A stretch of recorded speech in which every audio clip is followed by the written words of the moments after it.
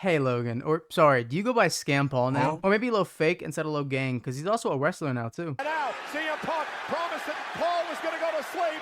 GTS connect! But I have an idea for you, Logan, and that's maybe you should stop lying and scamming what little fans you have left, and also in that horrible podcast you have. No, sorry, that last part was actually advice. No one likes your podcast. You think we went to the moon? I know we went to the. What do you mean? I think. Don't you think that video looks a little silly though? Is that really how you would bounce around on the moon? Yes. I'm sure everyone's heard the news by now, but especially if you're terminally online and on Twitter all day. And if you haven't, then I guess you were lucky because now you're gonna hear about it. Logan Paul is back to what he does best: scamming people out of their money. Hold on, what scam is it this time? I don't know. Sorry, I've kind of forgot how many times Logan has scammed people who watch his content. But a few days ago, the low prankster did a live stream where he sold his Pikachu illustrator card for a record, drumroll please, $16.5 million. Why is that a thing? 3, 2, 1. That's it. That's it. Done.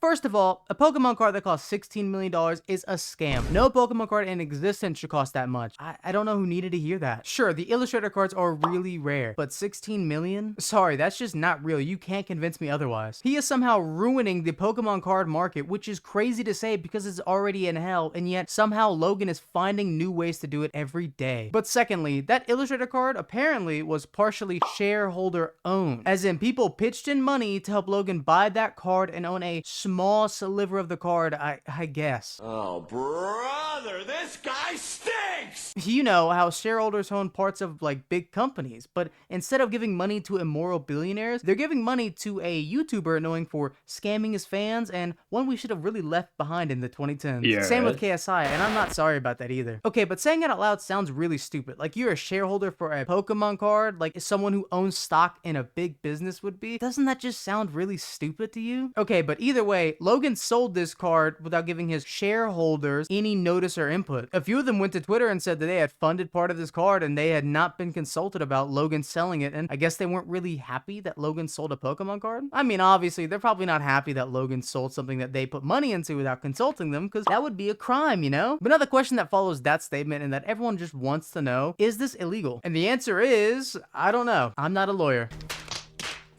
But I can tell you that selling a Pokemon card for that much money is probably money laundering. You know, washing cash and then handing it to someone else. That's money laundering, right? Now, there's a secret third option that I bet none of you thought about, and that this could just be a publicity stunt to help him market and launch his website, Liquid Marketplace, to sell digital Pokemon cards, or I think it's actually digital assets, whatever it's called. Actually, it's an NFT rip, and an even worse version of that, because Logan Paul, he's the guy you definitely want to be following when it comes to buying digital assets. I mean, let's check out what his last NFT investment is looking like right now. Oh yeah, it's terrible. And hey, I get it, Logan. Not everyone could have seen that NFTs wouldn't be worth anything now. But most people with a functioning brain could have. So on the high chance that this entire Pokemon card fiasco was all fake, just to stir up a little publicity and attention to his website and digital asset company, I guess he doesn't owe any shareholders any money or any explanation, since they'd still own whatever portion of the card they did own before, right? Maybe? I don't know. Since they'd still own the same amount of card they owned before the fake thing happened, or maybe real...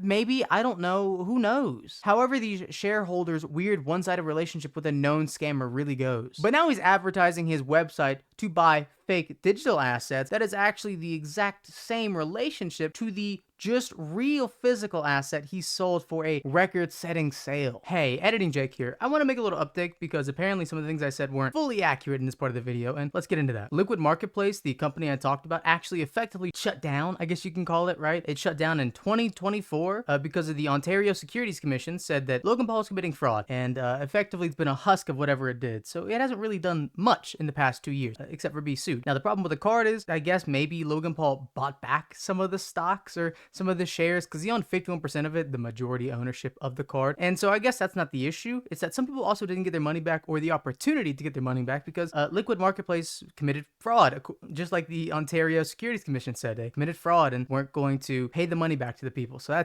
that's awesome. But everything else I say in the future of this video will be true. Oh, and one other thing, apparently the person he sold that card to, $16.5 million, was AJ Scaramucci's, or Anthony Scaramucci's son, who was the former, in 2016, or the first Trump administration, comms director for Donald Trump. So keep that in mind. Take this with a grain of salt when you hear the rest of the video, or anything you heard before. And I just want to let you guys know that. So yeah, back to the video, which sounds like textbook market manipulation and fraud to me, which is a crime, by the way, and something that the SEC can and should absolutely look into if they're not totally corrupted by now, that is. But specifically, and not limited to, the Security Exchange Act of 1934, Dodd-Frank Wall Street Reform and Consumer Protection Act of 2010, Sarbanes-Oxley Act of 2002, the Sherman Antitrust Act of 1890, the Federal Trade Commissions Act of 1914, and the Commodity Exchange Act. It is insane to me that someone can scam so many people over and over, time and time again, and consistently get away with it every time without fail. This is what, his 5th time trying to pull a scam like this in front of everyone? I mean, his most known scam is obviously CryptoZoo, where he took a bunch of people's money in for like this crypto-based game and then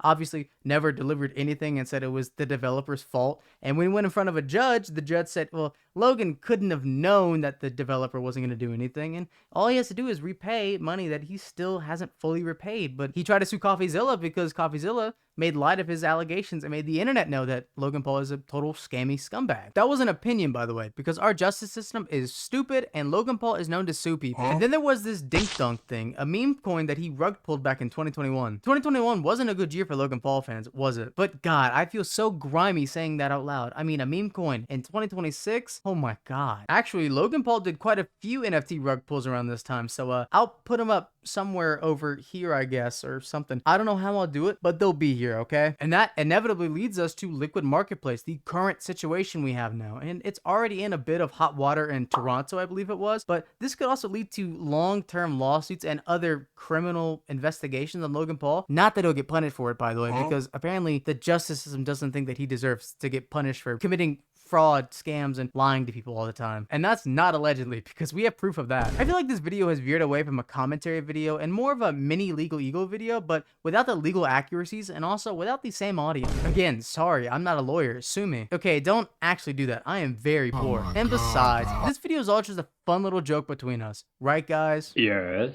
But all this follows who Logan Paul is as a person, but also what his career path looked like. I mean, after all the heinous and evil things he has done or filmed, he's gotten away with everything with very little to no consequences at all, while he'll continue to profit off of other people's pain. Oh, and stupidity, don't forget that. Like that time he had taken and uploaded a video of a person who had taken their own life in the Japanese forest. I mean, how is that even allowed? I mean, that is a really messed up thing that anyone with half a functioning brain wouldn't have done. So basically, anyone except Logan Paul and kick streamers. Let's not forget his brother either, because I think Jake Paul would have done the same thing given the opportunity. You know, now that I'm saying it, Logan Paul does give me the vibe of a viewbot and kick streamer, mainly because I couldn't imagine anyone actually enjoying his content. Oh, and having to break the law just to stay relevant. Allegedly.